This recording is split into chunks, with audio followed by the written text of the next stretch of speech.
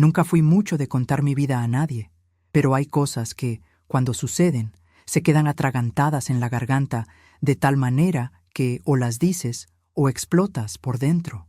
Me llamo Isabel Márquez, tengo 65 años, y creo que nunca imaginé que sería en este punto de mi vida cuando me sentiría más sola que nunca. Siempre he sido de esas madres que ponen al hijo en primer lugar para todo, ¿sabes? Después de que mi esposo murió, Álvaro aún era pequeño. Fui madre, padre, amiga, enfermera, profesora, todo al mismo tiempo. Trabajé como costurera durante años, haciendo horas extra, aceptando encargos los fines de semana, solo para asegurarme de que él tuviera lo mejor que pudiera darle. Nunca me quejé, nunca esperé reconocimiento, pero confieso que tampoco imaginé que él algún día se pondría del lado de quien me desprecia. La noche en que todo ocurrió aún gira en mi cabeza como una película mala que no puedes apagar. Fue una cena en casa de Álvaro y Lorena, supuestamente para celebrar su nuevo cargo en el trabajo. Ella quiso hacerlo todo elegante, vajilla fina, copas caras, ese tipo de cosas que nunca fueron mi estilo, pero fui de todas formas porque quería estar presente. Llegué con una tarta que preparé con cariño, pero ni la tocó. Dijo, en voz suficientemente alta para que todos oyeran, que hay gente que aún no entiende el concepto de sofisticación. Fingí no haber oído, sonreí forzada y me senté en silencio. Hasta ese momento, aún trataba de creer que era solo molestia pasajera. Pero lo que pasó después, nadie merece pasar por aquello. La mesa estaba llena de gente que apenas conocía. Compañeros de trabajo de Lorena, algunas amigas suyas y 2 parejas del edificio. Todos muy arreglados, conversando en voz alta, riendo chistes que no entendía. Yo intentaba mantenerme discreta, sin ocupar espacio, como ya había aprendido a hacer en las pocas veces que me invitaban a algún evento. Álvaro estaba raro, casi ni me dirigía la mirada. Solo jugaba con el móvil y respondía a las preguntas de la gente con una sonrisa automática. Me sentí como una pieza fuera de lugar. Cuando me ofrecía a ayudar a servir la cena, Lorena puso una mueca y dijo que, en esa casa, los invitados solo se sientan, con un tono que dejaba claro que no era bienvenida. Reí sin ganas y volví a mi rincón, deseando poder irme. El lío comenzó cuando una de las amigas de Lorena comentó que la decoración de la casa era preciosa y preguntó si todo era nuevo.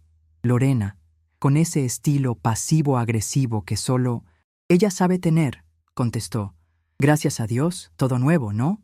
Heredar cosas viejas retrasa la vida de uno». En ese instante, todos soltaron una risita sin saber muy bien si era broma. Tragué saliva con fuerza porque sabía que se refería a mis muebles, la casa que yo misma les di para que comenzaran su vida de casados, no con dinero, sino con esfuerzo. Entonces alguien, sin mala intención, preguntó de dónde venían los platos antiguos que estaban en la vitrina. Lorena se puso roja, tomó uno de los platos, me miró con un odio que nunca olvidaré y lo lanzó al suelo.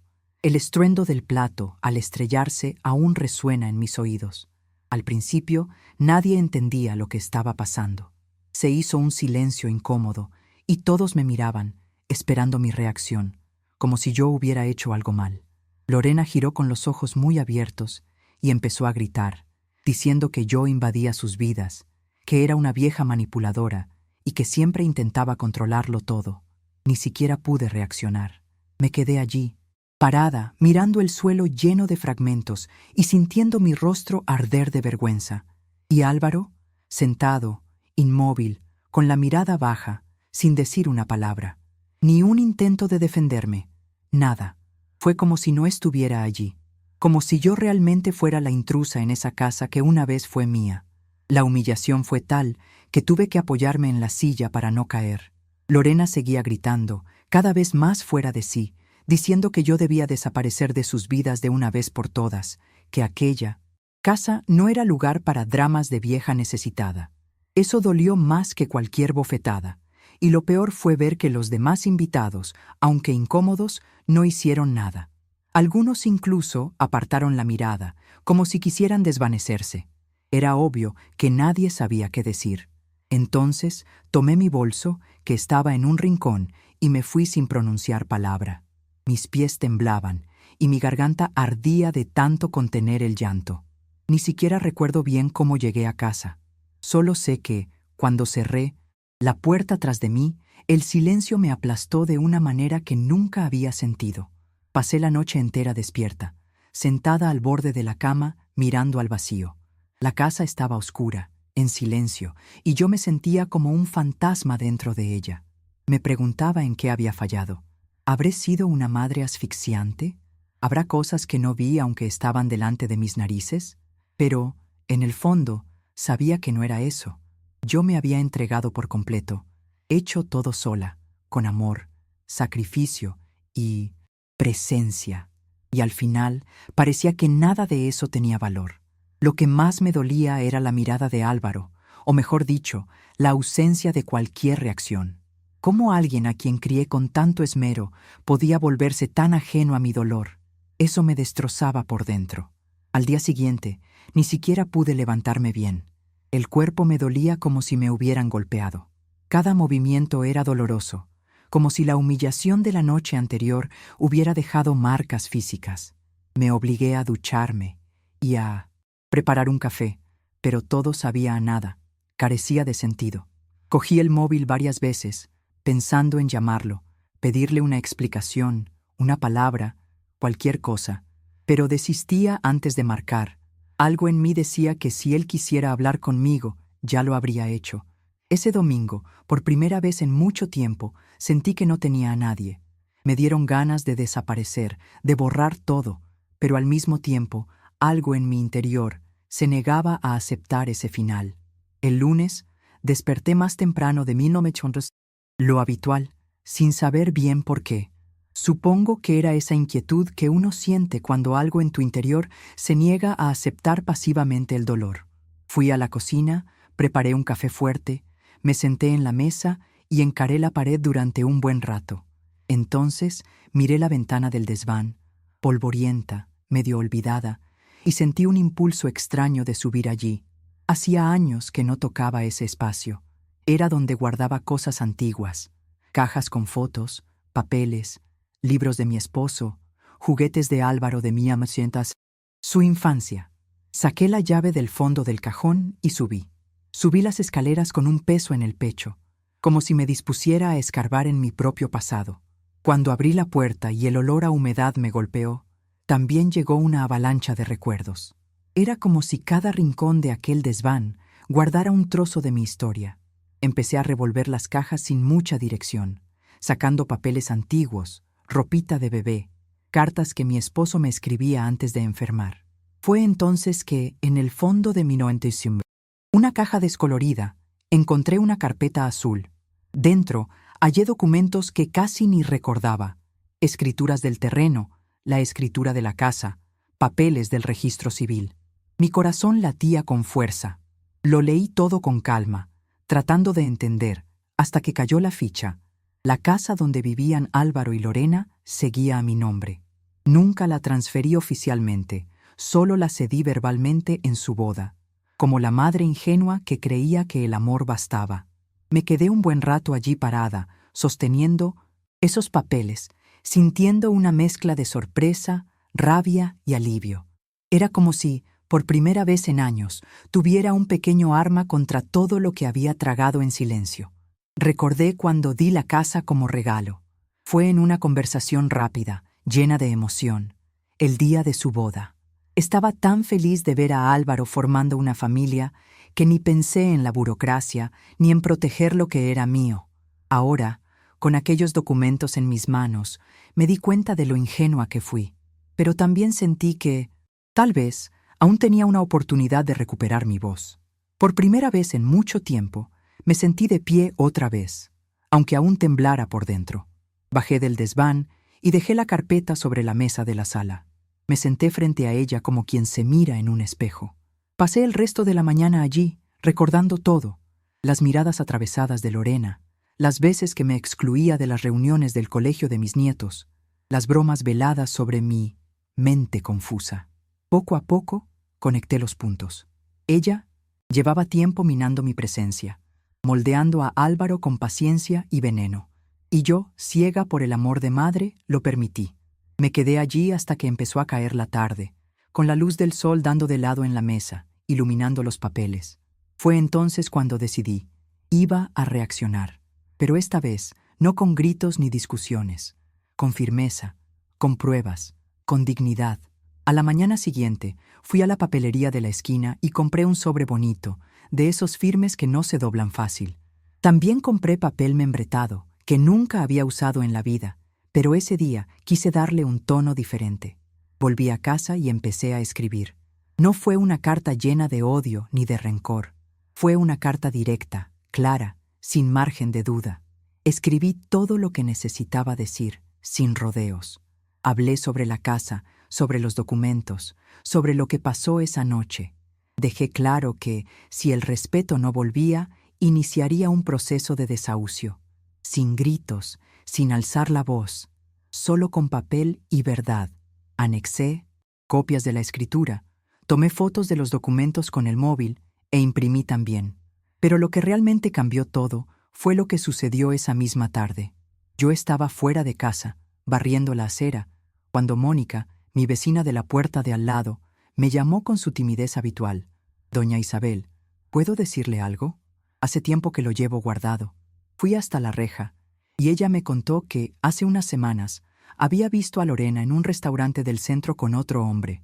Al principio pensó que era un familiar, pero después los vio besándose dentro del coche.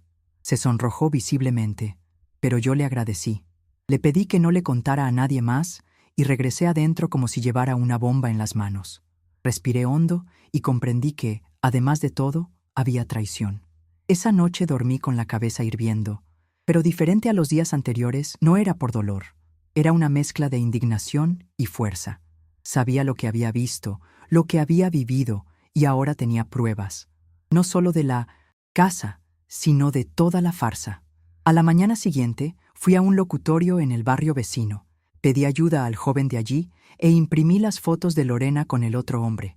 Mónica me las había enviado por WhatsApp, con cierta vergüenza, pero le agradecí como si fuera un regalo. Monté el sobre final, mi carta, las copias de la escritura y las fotos. Todo junto, bien ordenado, con mi nombre al pie, firmado con la mano firme de quien ya ha llorado suficiente. Era mi respuesta al silencio, al desprecio, a la humillación. A última hora de la tarde, tomé el autobús hasta su condominio. Temblaba por dentro, pero fui de todos modos. No iba a esconderme. Toqué el portero automático y pedí que entregaran el sobre a Lorena, sin entrar, sin escena. El portero me miró con compasión, pero obedeció. Volví a casa con el corazón acelerado, pero con la sensación de que, por primera vez en mucho tiempo, me estaba respetando. Pasé el resto de la noche esperando algún mensaje, alguna llamada. Nada. Silencio. Pero esta vez, el silencio no me destruyó. Fue mi aliado. La señal de que la bomba había estallado allí dentro. No sabía qué pasaría después, pero ya no me sentía débil. Me sentía preparada. 2 días después, Álvaro apareció en mi puerta. Era temprano por la mañana, y yo aún vestía mi camisón, tomando café con pan de días anteriores. Él parecía otra persona, abatido, confundido, con los ojos hundidos y esa apariencia de quien no ha dormido. Cuando abrí la puerta, se quedó en silencio. Unos segundos, como si no supiera por dónde empezar. Yo me hice a un lado, lo dejé entrar, me senté en el sofá y esperé. Él se quedó de pie, jugueteando con las manos, hasta que dijo: «Leí todo, mamá». Su voz se quebró, y por primera vez en años vi un atisbo de arrepentimiento. Continuó: «Lo siento, yo no sabía nada. No sabía de la casa, no sabía de las traiciones, no sabía cuánto sufriste. Eso me desmoronó por dentro, pero mantuve la calma. Tenía que escucharlo todo hasta el final». Él contó que Lorena había estallado cuando recibió la carta, que intentó negarlo, acusar a la vecina, decir que era un montaje, pero luego acabó confesando. Dijo también que él mismo fue al registro civil y confirmó todo, que se quedó en shock, especialmente por haber dejado que todo sucediera bajo su propio techo. Lloró. Yo no lloré, ya había derramado demasiadas lágrimas. Solo escuché, y cuando terminó, preguntó si podía quedarse unos días con los niños. Lorena se había ido de la casa. Respiré hondo. Me puse de pie y dije que sí, pero que ahora las cosas tendrían que ser diferentes. Si él quería recomenzar, tendría que ser de verdad, sin medias palabras, sin tratarme como un mueble viejo del salón. Los días que siguieron fueron extraños, pero a la vez reconfortantes. Álvaro trajo a los 2 niños consigo, mis nietos, a quienes veía poco y siempre controlados por Lorena. La casa, antes tan silenciosa, volvió a llenarse de risas, pasos correteando, olor a palomitas y dibujos en la tele. Al cao principio, ellos también se mostraron cautelosos, claro, pero poco a poco se soltaron, acercándose a mí con una timidez cariñosa, como si no supieran si realmente quería aquello, y cómo lo deseaba. Cuando el pequeño, Benicio, se recostó en mi regazo al segundo día y dijo: «Abuelita, tu casa huele a abrazo». Tuve que morderme el labio para no llorar. Fue como si la vida me estuviera devolviendo, poco a poco, todo lo que había perdido. Álvaro también cambió su actitud. Empezó a ayudar en todo, desde barrer el patio hasta lavar los platos después de la cena. A veces se quedaba mirándome en silencio, como quien intenta entender quién era esa madre a la que había ignorado tanto tiempo. Yo no lo sacaba en cara. No se trataba de revancha, se trataba de reconstrucción. Por las noches nos sentábamos en la veranda, tomando té caliente y escuchando los grillos, y él empezaba a recordar cosas de la infancia. Mi manera de tararear mientras cosía, las noches en que trabajaba hasta tarde, y aún así preparaba un atolito para él antes de dormir. Y yo escuchaba, con el corazón oprimido, pero en paz, porque, por primera vez, parecía que realmente me veía. Después de algunas semanas, Álvaro me dijo que había iniciado los trámites para el divorcio. Dijo que ya no podía seguir manteniendo una mentira, ni por las apariencias, ni por los niños.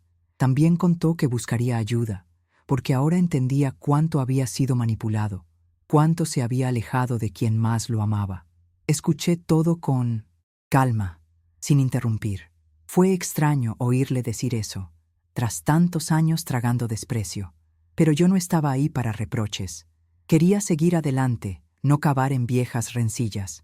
Le dije que podía quedarse el tiempo que necesitara, siempre y cuando mantuviéramos todo a la vista, y que él, como padre, tendría que estar verdaderamente presente para los chicos. Él aceptó, y, por primera vez, vi firmeza en su mirada. Fue en ese mismo periodo cuando comencé a redescubrirme. Un día, pasando frente al centro comunitario, vi un cartel colgado en la reja: clases de arte gratuitas para mayores de 60. Algo dentro de mí se encendió. Siempre me gustó dibujar, pero nunca había tenido tiempo ni me lo había permitido. Al día siguiente me inscribí. La primera clase fue algo torpe. Mis manos temblaban y mi mente seguía llena de recuerdos. Pero cuando terminé el primer garabato y la profesora sonrió diciendo que había emoción en él, sentí una alegría que hacía tiempo no experimentaba. Volví a casa, con un bloc de notas y unos lápices de colores. Aquella noche dibujé hasta que la mano me dolió. Era como si, por primera vez, volviera a escucharme a mí misma. Las clases de arte se convirtieron en mi refugio. Todos los martes y jueves iba allí con mi cuaderno bajo el brazo y la mente más ligera. Empecé a hacer amistad con otras señoras, cada una con su historia, sus dolores, sus superaciones. Intercambiábamos experiencias mientras pintábamos, y allí comprendí que yo no era la única que había sido silenciada dentro de su propia familia. Estaba doña Celia, que su hijo dejó en un asilo, y doña Ruth, que tras la ruptura con su hija ya no veía a sus nietos. Ese círculo de mujeres me acogió tal como estaba, todavía remendada, pero en pie. Y juntas, entre tintas y pinceles, nos ayudábamos a reconstruir pedazos. Era como si todo el peso del pasado adquiriera nuevos colores. Con el tiempo, volví a sentirme útil. Un día, la coordinadora del centro me llamó y dijo que necesitaban voluntarias para apoyar a jóvenes en situación de vulnerabilidad. Lo pensé 2 veces, me sentí insegura, pero acepté. Empecé colaborando en talleres sencillos, enseñando a dibujar, a pintar, a transformar el dolor en arte. Y allí, al mirar a esos chicos y chicas que cargaban el mundo en sus espaldas, advertí cuánto podía servir mi historia para algo más grande. No necesitaba olvidar lo que viví, pero podía convertirlo en algo que tuviera sentido. Cada vez que alguno me decía, gracias por escucharme, sentía que estaba sanando no solo a ellos, sino también a mí misma. En casa, las cosas también empezaron a encarrilarse. Álvaro encontró un empleo nuevo, más cercano, y comenzó a llevar y traer a los chicos al colegio. Los fines de semana cocinábamos juntos, cada uno con su función. Yo picaba las verduras, él se encargaba de la carne y los niños ponían la mesa. Era simple, pero tenía un valor inmenso. Poco a poco creamos nuevos rituales, noches de juegos de mesa, películas viejas, picnics en el patio. Nada grandioso, pero lleno de verdad. Y eso me afianzaba la certeza de que lo importante no es tener una familia perfecta, sino una familia que se vea, que se respete, que se cuide incluso en sus fallos. Por primera vez me sentí parte de un hogar de nuevo. Fue en una de esas noches cuando Álvaro me miró de repente y dijo, «Mamá, estoy muy orgulloso de usted». Me quedé helada por un segundo, no porque creyera no merecerlo, sino porque era la primera vez que lo decía en voz alta. Respondí con una sonrisa y seguí fregando los platos, pero por dentro mi corazón estaba de fiesta. Porque más que una frase bonita, aquello significaba que por fin me veía como alguien completa, no como una carga, ni como una sombra. Ya no necesitaba esforzarme por demostrar mi valor. Estaba allí, viva, presente, haciendo la diferencia. Y él lo sabía. Y eso, para mí, ya era reparación suficiente. Pero la vida, como siempre, da vueltas. Un día, volviendo de las clases de arte, encontré a Lorena, parada en la reja de mi casa. Estaba distinta, más delgada, sin maquillaje, con una expresión que nunca le había visto: vulnerabilidad. Mi primer instinto fue dar la espalda e ingresar, pero algo me detuvo. Ella pidió conversar. Dijo que no quería disculpas vacías ni reconciliaciones forzadas. Solo quería pedir perdón. Afirmó que ahora veía lo que me había hecho, a los niños, a su propio matrimonio, que estaba en terapia, que estaba intentando cambiar. Me quedé en silencio, escuchando todo. No, interrumpí. No lloré, solo escuché. Porque después de todo, aprendí que escuchar también es un acto de poder. Cuando terminó, me miró como quien espera un veredicto. Y yo dije, con calma, ya no guardo odio, Lorena, pero tampoco quiero seguir viviendo bajo el peso de olvidar todo lo ocurrido como si nada hubiera pasado. Ella asintió, con los ojos llenos de lágrimas, y se marchó sin pedir más nada. Me quedé allí un rato, sentada en la silla de hierro de la veranda, viendo el cielo cambiar de color. Era como si el ciclo finalmente se hubiera cerrado. No necesitaba su aprobación, ni su dolor como castigo. Lo que necesitaba, y por fin tenía, era paz. Paz de estar en mi lugar, sin miedo, sin encogerme para caber en la vida de nadie. Desde aquel día, nunca volvimos a hablarnos. Lorena desapareció del mapa, al menos de mi vida. ¿Y sabes? No la eché de menos, porque aprendí que perdonar no significa reconciliarse. A veces, perdonar es simplemente elegir seguir adelante sin llevar en el cuerpo el veneno ajeno. Y eso hice. Continué con mis clases de arte, con las tardes de charla con otras mujeres que también aprendían a vivir de nuevo, con los almuerzos sencillos junto a mis nietos. La vida fue tomando nueva forma.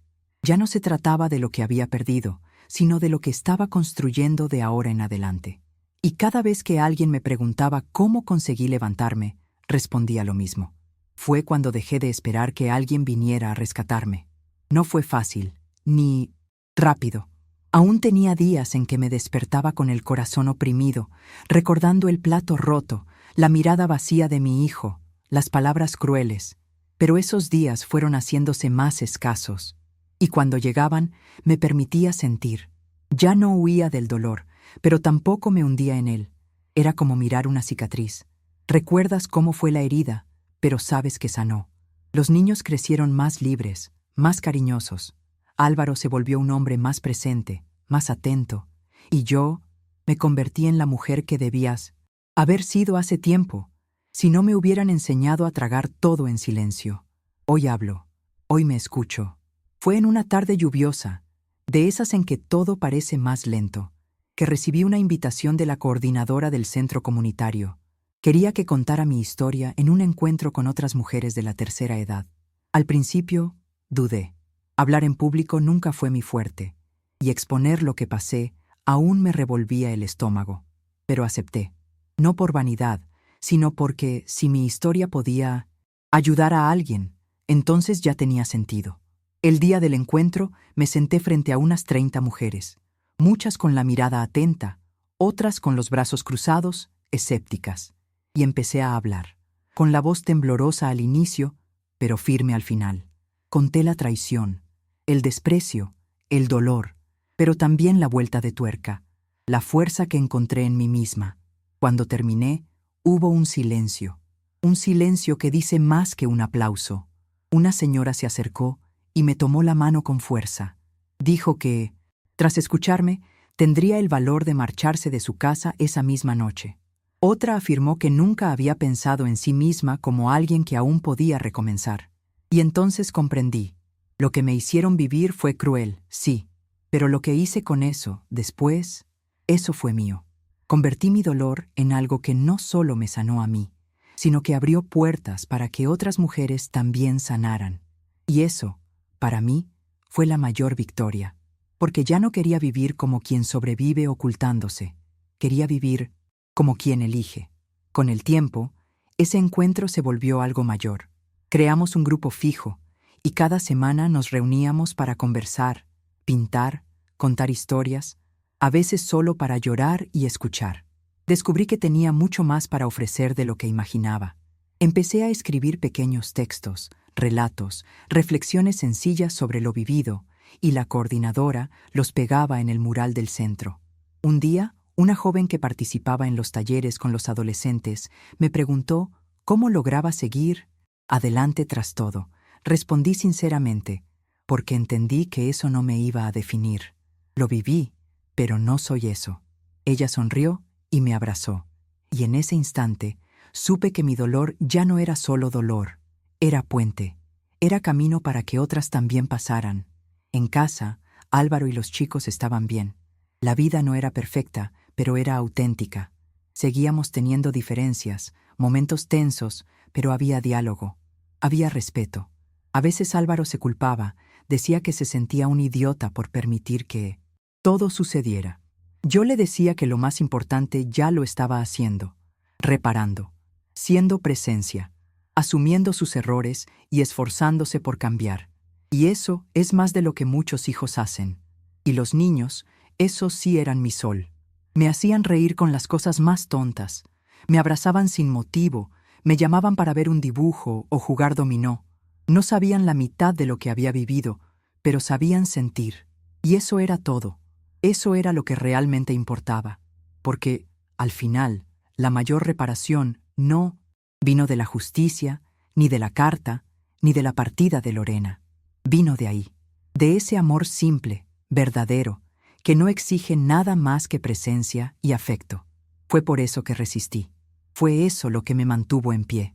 Con el tiempo, empecé a escribir sobre todo lo que pasó, sin pretensiones, solo como ejercicio personal. Pero los textos fueron tomando forma, creciendo, adquiriendo consistencia. Uno de los voluntarios del centro leyó algunos y me sugirió publicarlos en un blog. Dudé al principio, pero luego acepté. Creé Cicatrices que cuentan y comencé a publicar un fragmento por semana. No tardó en llegar gente comentando, enviando mensajes, compartiendo sus historias. Algunas decían sentirse representadas, otras que estaban encontrando el valor para cambiar sus vidas. Leía cada mensaje con los ojos húmedos, sintiendo que, de algún modo, aquella señora que un día fue humillada frente a una mesa de cena, ahora era faro para otras que aún estaban en la oscuridad. El otro día, Álvaro me llamó al salón y dijo que quería hablar. Tenía una expresión distinta, nerviosa y emocionada a la vez. Nos sentamos y él me entregó una cajita pequeña. Dentro había un broche antiguo de plata con una piedra azul en el centro. ¿Recuerda este broche de la abuela? Lo encontré en el fondo de un cajón y pensé que debía ser suyo. Me tomó por sorpresa, no por el objeto en sí, sino por el gesto. Era como si me devolviera un trozo de nuestra historia, un reconocimiento silencioso de todo lo que quedó atrás. Me abrazó fuerte, como hacía años no lo hacía, y dijo, «Gracias por no rendirse conmigo». No respondí nada en ese momento. Solo apreté el broche en mi mano y dejé que el abrazo durara lo que quisiera. Esa noche me quedé mirando el broche sobre la cómoda y pensé en cómo da vueltas la vida. Yo, que me había sentido invisible en la casa que construí, ahora era el cimiento de un nuevo hogar, no igual al de antes, mejor, con grietas a la vista, pero firme, con espacio para errores, pero también para recomienzos. Cuando me acosté, cerré los ojos con una tranquilidad que hacía tiempo no sentía, porque sabía, de un modo que solo quien lo vive comprende, que el dolor no había vencido, que la humillación de aquella cena no fue mi punto final. Fue, en realidad, el inicio de una historia que escribí con mis propias manos, a mi manera. El sábado siguiente, mientras regaba las plantas de la veranda, pasó una joven por la acera y se detuvo. Me reconoció del blog. Dijo que leyó mi texto sobre reaprender a existir y lloró porque se sintió igual, existiendo solo para los demás. Charlamos un rato. Tenía poco más de 30 años y salía de una relación abusiva. Me dijo que se preguntaba si no era demasiado tarde para empezar de nuevo. Sonreí, la miré a los ojos y le dije, «Nunca es tarde, pero tiene que ser por ti». Ella asintió despacio y antes de irse me dio un abrazo fuerte. Después de que se fue, me quedé ahí parada un tiempo, mirando la calle, sintiendo que el mundo tenía un poco más de sentido en ese instante. Y fue en ese momento, en esa quietud común de un sábado cualquiera, que comprendí del todo lo que viví, las noches en vela, el desprecio, el silencio, los gritos, los platos rotos, no fueron el fin, fueron el medio. Lo que parecía derrumbe, en realidad, era cimiento. Era el nuevo suelo que necesitaba pisar para ser quien soy ahora. Y sinceramente, me gusta la mujer en que me convertí. Firme, pero ligera.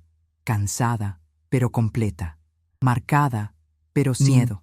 Observo mi historia con orgullo. No porque haya sido bonita, porque no lo fue, sino porque no permití que me definiera solo por el dolor.